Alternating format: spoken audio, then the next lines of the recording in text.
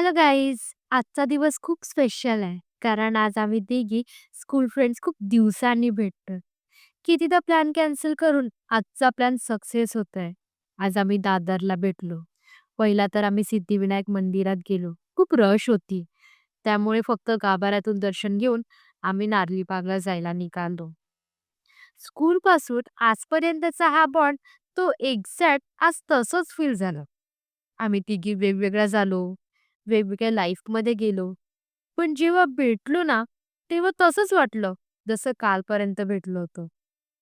आज लिटरली खूप मज्जा केली, हसलो, गप्पा मारल्या, ओल्ड स्कूल मेमोरीज आठवल्या आणि हा टाईम कसा गेला ना, कळलंच नाही.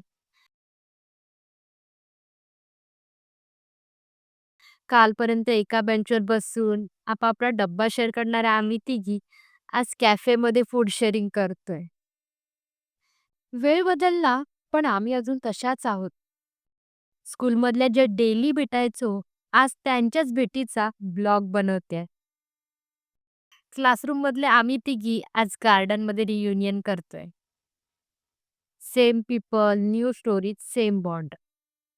खूप दिवसाने भेटलो, पण बोलायला एक क्षणही कमी पडला नाही.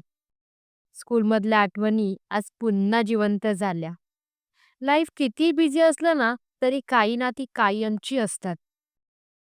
काही फ्रेंड्स असतात ना, ज्यांना रोज बोलणं गरजेचं नसतं, पण भेटल्यावर सगळं सेम फील होतं. ही पण फ्रेंडशिप अगदी तशीच आहे. होप हा तुम्हाला ब्लॉग आवडला असेल. अशा मोमेंट्स आपल्या लाईफमध्ये खूप इम्पॉर्टंट असतात. फ्रेंड्ससोबत भेटून टाईम स्पेंडिंग करा, मेमरीज बनवा आणि माझा ब्लॉग आवडला असेल तर नक्की मला कमेंटमध्ये सांगा. Thank you.